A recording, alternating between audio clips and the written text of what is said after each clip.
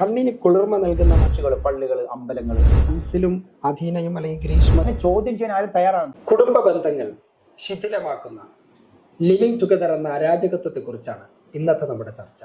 മാഷെ, living together എന്ന ആശയം കുടുംബ ബന്ധങ്ങളെ ശിഥിലമാക്കുന്ന വാർത്തകളാണ് ഈ അടുത്ത കുറേ ദിവസങ്ങളായിട്ട് നമ്മൾ കാണുന്നത്. മുമ്പ് നമ്മൾ കേട്ടിരുന്ന ഗ്രീഷ്മ ഷാരോനെ കൊന്നതും ഏകദേശം സമാനമാണ്. ഇപ്പോൾ കോതമംഗലത്ത് അൻസിൽ എന്ന ചെറുപ്പക്കാരനെ കാമുകി ഒഴിവാക്കാനായിട്ട് അതേപോലെ തന്നെ കീടനാശിനി കലക്കി കൊടുക്കുകയാണ് ഈ ഡ്രിങ്ക്സിനകത്ത്. മറ്റു സംസ്ഥാനങ്ങളിലും ഇതേ വാർത്തകൾ കാണുന്നുണ്ട്.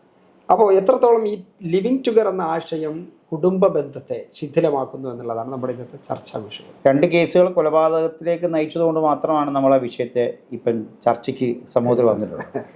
നമ്മളറിയാത്ത ധാരാളം കേസുകൾ ലിവിങ് ടുഗദറുമായി ബന്ധപ്പെട്ട് സമൂഹത്തിൽ അയാത് സൃഷ്ടിക്കുന്നുണ്ട്. ഒരു യാഥാർത്ഥ്യമാണ്. വിവാഹിതരായിട്ടുള്ള ആൾക്കാർ ലിവിങ് ടുഗദർ നടത്തുന്നുണ്ട്, വിവാഹിതരാകാത്ത ആൾക്കാർ ലിവിങ് ടുഗദർ നടത്തുന്നുണ്ട്. ഏത് തന്നെ ആയാലും ഇതൊരു ലൈംഗിക അരാജകത്വമാണ് എന്നുള്ളതിൽ സംശയം. ആ അരാജകത്വം യഥാർത്ഥത്തിൽ യൂറോപ്പിലും വെസ്റ്റേൺ കൺട്രീസിലൊക്കെ ഉണ്ടായിരുന്ന ഒരു കാലത്തുണ്ടായിരിക്കുക അവർ കൊണ്ടു നടക്കുകയും ചെയ്തിരുന്ന ഒരു സംസ്കാരമായിരുന്നു. ആ സംസ്കാരത്തേക്ക് അവർ ഉപേക്ഷിക്കുകയും കുടുംബ ബന്ധങ്ങളുടെ മഹത്വം മനസ്സിലാക്കുകയും ആർഷഭാരത സംസ്കാരത്തിന്റെയും മത അധ്യാപനങ്ങളുടെയും പിറകെ പാശ്ചാത്യർ മാറിക്കൊണ്ടിരിക്കുമ്പോൾ അവർ വലിച്ചെറിയുന്ന ഒരു സംസ്കാരമാണെന്നും സംസ്കാര സമ്പന്നരായ മലയാളികൾ അല്ലെങ്കിൽ ഭാരതീയർ ഇപ്പോഴും ഏറ്റെടുത്തുകൊണ്ടിരിക്കുന്നത്. പക്ഷെ അത് കുടുംബ ബന്ധത്തിൽ ധാരാളം അരാജകത്വം സൃഷ്ടിച്ചുകൊണ്ടിരിക്കുന്നതാണ്. കുടുംബത്തിന്റെ മൊത്തം ഒരു പശ്ചാത്തലത്തേക്ക് ഇത് ബാധിക്കുന്നതിന്റെ ലക്ഷണമാണല്ലോ ഈ കൊലപാതകങ്ങളിലേക്ക് വരെ അതൊക്കെ സഞ്ചരിക്കുന്നു എന്നുള്ളത്. ആദ്യ ഇണകളിലാണ്. ആരാണോ ഇരയാക്കപ്പെട്ടത്, ഇപ്പോൾ രണ്ടുപേരും പുരുഷന്മാരായിരുന്നു. നമ്മൾ വെളി വന്ന രണ്ട് കേസുകൾ പുരുഷന്മാരായതുകൊണ്ട് പുരുഷനെ വിഷം കൊടുത്ത് കൊന്നു എന്ന് നമ്മൾ പറയുന്നു. തെലങ്കാനയിലും ആഗ്രയിലും ഒക്കെ നടന്നതും കൊല്ലപ്പെട്ടത് പുരുഷന്മാർ തന്നെയാണ്. ഇവിടെ ഇണകൾ തൻ്റെ ഒരു ആവേശത്തിന് ഒരാളെ ഇണയായി സ്വീകരിക്കുകയും പുതിയൊരു ഇണയെ കിട്ടുമ്പോൾ ഒഴിവാക്കാൻ വേണ്ടിയിട്ടാണ് ഇവിടെ രണ്ട് കൊലപാതകങ്ങൾ നടന്നിട്ടുള്ളത്. ഗ്രീഷ്മ ഷാരോനെ കൊന്നതും പുതിയ ഒരു ഇണയെ തേടി ഗ്രീഷ്മ എന്ത് ചെയ്തു നടക്കുമ്പോൾ പഴയ ഇരയെ തൻ്റെ ഇണയെ കൊല്ലാൻ വേണ്ടിയിട്ട് വിഷം കലക്കി കൊന്നു.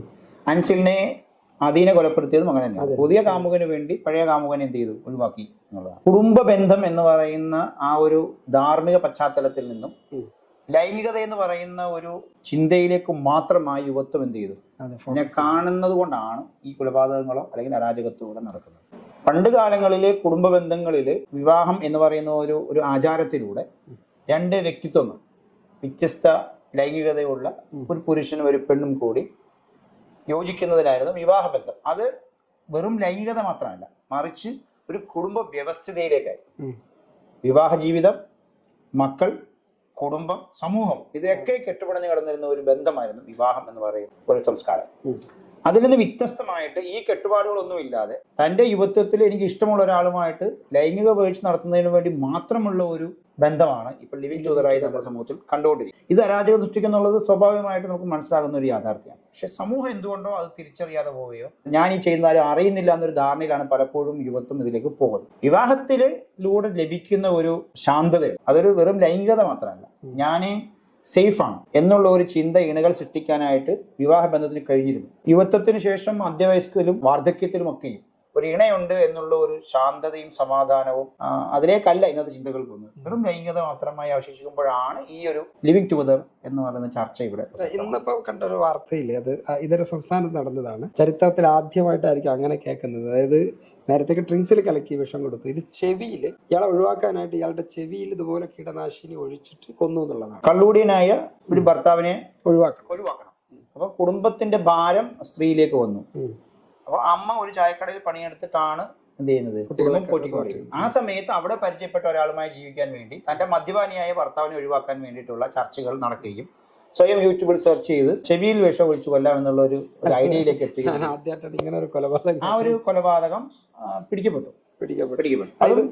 ഇതുപോലെ തന്നെ ലൈംഗികമായ ഒരു ബന്ധത്തിലേക്ക് പോകാൻ വേണ്ടിയിട്ട് തന്റെ ഇണയെ ഒഴിവാക്കാൻ ശ്രമിച്ചതിന്റെ എല്ലാം ഇതിവൃത്തം എന്ന് പറയുന്നത് മറ്റൊരു ആളിലേക്ക് ആകർഷിക്കപ്പെടുമ്പോൾ പഴയ ആളെ ഒഴിവാക്കാൻ വേണ്ടി തിരഞ്ഞെടുക്കുന്ന ഏറ്റവും എളുപ്പമുള്ള വഴി എന്നതാണ്. ഇപ്പൊ ഈ ലിവിങ് ടുഗദർ എന്ന ആശയം തന്നെ സത്യത്തിൽ ഇത്തരത്തിലുള്ള അരാജകത്വത്തിലേക്ക് നയിക്കുന്നു എന്നുള്ളതാണ് നമുക്ക് അതിൽ. ഇംഗ്ലീഷ് വേർഡ് ആയതുകൊണ്ട് കേൾക്കാൻ സുഖമുണ്ടെങ്കിലും ലിവിങ് ടുഗദർ എന്ന് പറയുന്നത് ഒരു പച്ച മലയാളത്തിലേക്ക് പോകണ്ട, കൂടെ ജീവിക്കുന്നു എന്നുള്ളതാണ്. ഈ കൂടെ ജീവിക്കുക എന്ന് പറയുന്നതിന് നമ്മുടെ ആർഷഭാരത സംസ്കാരവും മത അധ്യാപനങ്ങളും നമുക്ക് നൽകിയ ഒരു കാഴ്ചപ്പാടുണ്ടായിരുന്നു, ഒരു സിസ്റ്റം ഉണ്ടായിരുന്നു. മാരേജ് എന്ന് പറഞ്ഞൊരു കസ്റ്റമാണ്, അതിന് നിയമങ്ങളും ചട്ടങ്ങളും ഉണ്ട്. അപ്പൊ നിയമങ്ങളുടെയും ചട്ടങ്ങളുടെയും ഉള്ളിൽ നിന്നുകൊണ്ടുള്ളതാണ് വിവാഹം എന്ന് പറയുന്നത്. നിയമങ്ങൾക്കും ചട്ടങ്ങൾക്കും അതീതമാണ് ലിവിങ് ടുഗദർ. ഇവിടെ ആർക്കും എപ്പോഴും ഒഴിഞ്ഞു പോകാനുള്ള ഒരു സ്വാതന്ത്ര്യം തുറന്നു കിടക്കുകയാണ്. അപ്പൊ കമ്മിറ്റ്മെന്റുകൾ ഇല്ലാത്ത ഒരു ലിവിങ്, ലൈംഗിക ജീവിതത്തിന്റെ ഒരു പരിപ്രേക്ഷ്യമാണ്. അവിടെ ഇപ്പോൾ വിവാഹത്തിന് ശേഷം കുട്ടികളൊക്കെ ആയതിനു ശേഷം പുതിയൊരു അറിയാതെ തന്നെ മറ്റൊരു ബന്ധം തുടരുന്നു എന്നുള്ളതാണല്ലോ. അപ്പൊ ഈ അവിടുത്തെ ലിവിങ് ടുഗദർ കുട്ടികളെ എങ്ങനെയാണ് ഇതൊക്കെ ബാധിക്കുക? കുട്ടികളുള്ളൊരു കുടുംബത്തിൽ ഇങ്ങനെ കുട്ടികളെ ബാധിക്കുന്നത് ഊഷ്മളമായ ഒരു കുടുംബ ജീവിതത്തിൽ സംതൃപ്തരായ ഇണകൾ അല്ലെങ്കിൽ മാതാപിതാക്കളുടെ തണലിൽ താമസിക്കുന്ന ഒരു കുട്ടിക്കുണ്ടാകുന്ന വളർച്ച എന്ന് പറയുന്നത് അപാരമായ വളർച്ച കുട്ടിക്ക് ലഭിക്കും. സന്തോഷം, അവരുടെ എല്ലാ വളർച്ചയുടെ ഘട്ടങ്ങളിലും സന്തോഷം പങ്കിടുന്ന ഒരു കുടുംബമായിരിക്കും. അപ്പൊ കുട്ടിക്ക് ലഭിക്കുന്ന ഒരു ഊഷ്മളമായ ഒരു സ്വീകരണമുണ്ട് അവിടെ. സ്നേഹവും പരിലാളനയും കൊണ്ട് വളരാൻ വേണ്ടി വിജൃംഭിച്ച് നിൽക്കുന്ന ഒരു കുട്ടിയായിരിക്കും. ഇതിൽ നിന്ന് വ്യത്യസ്തമായിരിക്കും ഈ പറയുന്ന അരാജകത്വമുള്ള ഒരു കുടുംബത്തിലെ കുട്ടിയുടെ ജീവിതം എന്ന് പറയുന്നത്. ആ കുട്ടിക്ക് പരിഗണന ലഭിക്കുകയോ പരിലാളന ലഭിക്കുകയോ ചെയ്യാതിരിക്കുമ്പോൾ ഈ കുട്ടിയുടെ വളർച്ച, ആന്തരികമായ വളർച്ച, അവന്റെ മാനസികമായ വളർച്ച, ആത്മീയമായ വളർച്ച എല്ലാം തകരും.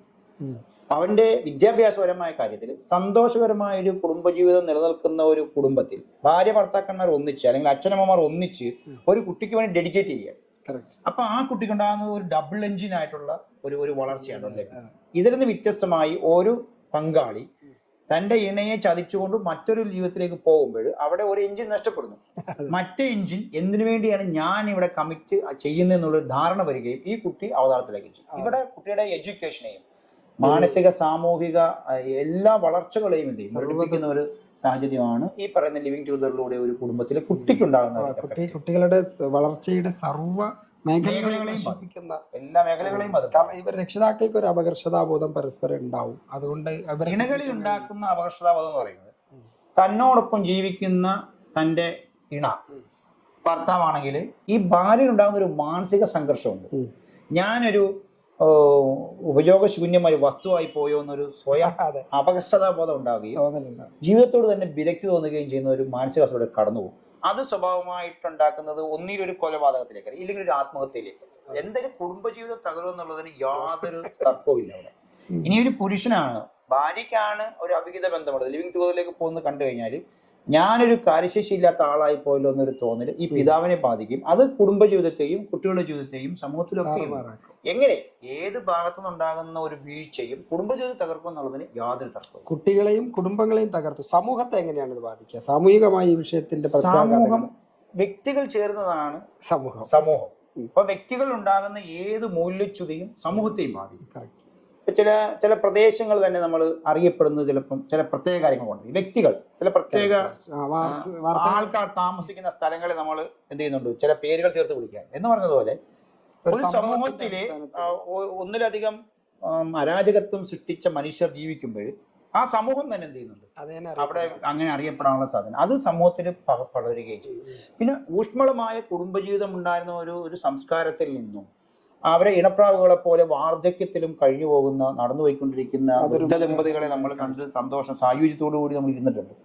അതൊക്കെ ഒരു സ്വപ്നമായി മാത്രം മാറുകയും പുതിയതിലെ ലൈംഗികത മാത്രമുള്ള ഒരു ബന്ധത്തിലേക്ക് അല്ലെങ്കിൽ ചിന്തകളിലേക്ക് യുവതലമുറ മാറുകയും ചെയ്യുന്നു പറയുന്നത് ഒരു സംസ്കാരത്തിന്റെ അധപ്പതനം. അത് സമൂഹത്തിന് വളരെയധികം വലിയ എഫക്റ്റ്. ഈ ലിവിങ് ടുഗദർ എന്നത് വളരെ താൽക്കാലികമായ ഒരു സുഖഭോഗങ്ങൾക്കപ്പുറം യാഥാർത്ഥ്യ ജീവിതത്തിലേക്ക് കടക്കുന്ന ഘട്ടങ്ങളിലേക്ക് തുടർന്നു പോകുന്നില്ല എന്നുള്ളതാണ്. അങ്ങനെയാണെങ്കിൽ വാർദ്ധക്യത്തിലും ലിവിങ് ടുഗദർ കൊണ്ട് നടക്കണമല്ലോ. പക്ഷെ വാർദ്ധക്യത്തിലേക്ക് കടക്കുമ്പോൾ റിയൽ ലൈഫിലുള്ളവർ മാത്രമാണ് പിന്നെ ഒരുമിച്ചുണ്ടാകുന്നതായി നമ്മൾ കാണുന്നത്. യുവത്വം എന്ന് പറയുന്നത് രണ്ട് സ്ത്രീയിലായാലും പുരുഷനായാലും പ്രത്യേക ഹോർമോണുകളുടെ പ്രവർത്തനങ്ങളാണ് ഒരാളുടെ ലൈംഗികത ഇച്ഛയിലേക്ക് നയിക്കുന്നത്. അതിന്റെ ഒരു പാരമ്യതയിലാണ് ഇതൊക്കെ സംഭവിക്കുക. ഇതിന് ശേഷവും എനിക്കൊരു ലൈഫ് ഉണ്ട് എന്നൊരു തോന്നൽ എല്ലാവർക്കും ഉണ്ടാകുന്നത് നല്ലതാണ്. അപ്പോൾ എന്നെ പ്രൊട്ടക്ട് ചെയ്യാൻ, എനിക്ക് കെയർ ലഭിക്കാൻ, എനിക്കൊരു അത്താണിയാകാൻ ഒരാളുണ്ട് എന്നുള്ള ഒരു ചിന്ത തന്നെ നമ്മൾ ജീവിക്കാൻ പ്രേരിപ്പിക്കും. ആ ഒരു ചിന്ത ചില സ്വാർത്ഥ താല്പര്യങ്ങൾക്ക് വേണ്ടി, നൈമിഷിക സുഖങ്ങൾക്ക് വേണ്ടി നമ്മൾ ബലി കൊടുക്കുമ്പോൾ ഭാവി ഞാൻ വലിയൊരു പാതാളത്തിലേക്ക് വീഴുന്നുള്ള ചിന്ത ഇത് മറന്നു പോകുന്നുണ്ട്. ആ യാഥാർത്ഥ്യം അവർ മറക്കാൻ ശ്രമിക്കുന്നുണ്ട്. അതാണ് ഇതിൻ്റെ കൂടെ സംഭവിക്കുന്നത്. പക്ഷേ ചില ദാമ്പത്യങ്ങൾ നമ്മൾ കാണുന്നുണ്ട്. അവര് യൗവനത്തിലും വിവാഹം കഴിച്ച് അവരുടെ മധ്യവയസ്കയിൽ സന്തോഷത്തോടെ ജീവിച്ച് വാർദ്ധക്യത്തിലേക്ക് കടക്കുമ്പോഴും കണ്ണിന് കുളിർമ നൽകുന്ന മനോഹരമായ അവരുടെ ആ ദാമ്പത്യ ജീവിതം എന്ന് പറയുമ്പോൾ യുവാക്കളുടെ പ്രണയം പോലും തോറ്റുപോകുന്ന ഒരു തരത്തിൽ വളരെ കണ്ണിന് കുളിർമയാകുന്ന ചില ദാമ്പത്യങ്ങൾ നമ്മൾ കാണുന്നുണ്ട്. പരസ്പരം അവരുടെ ശരീരത്തിനപ്പുറം ആത്മാവിനെ ബന്ധിക്കപ്പെട്ടവർ. അവർ സത്യത്തിൽ ഈ ലിവിങ് ടുഗദറിനെ കുറിച്ചൊന്നും ചിന്തിച്ചിട്ട് തന്നെ ഉണ്ടാവില്ല. അത്ര സംശുദ്ധമായ ഒരു ദാമ്പത്യ ജീവിതത്തിലേക്ക് കടക്കുകയല്ലേ സത്യത്തിൽ നമ്മുടെ പുതിയ തലമുറയും ചെയ്യേണ്ടിയിരിക്കുന്നത്. വാക്കുകൾ വളരെ ശരിയാണ്. ലിവിങ് ടുഗദർ തന്നെയാണ്, ലിവിങ് ടുഗദർ തന്നെയാണ്. അതാണ് ആക്ച്വൽ ലിവിങ് ടുഗദർ. അവർ ജീവിക്കുന്നുണ്ട്. മനുഷ്യർ അസൂയ ഉണ്ടാക്കുന്ന തരത്തിലുള്ള ചില കുടുംബ ദാമ്പത്യ ജീവിതങ്ങൾ നമ്മൾ കണ്ടിട്ടുണ്ട്. അത് അവരുടെ യൗവനത്തിൽ അവര് ത്യാഗം സഹിച്ചിട്ടുണ്ട്. അവർക്കും യുവത്വത്തിൽ ഇങ്ങനെ തോന്നലുകളൊക്കെ വന്നിട്ടുണ്ടായിരിക്കും.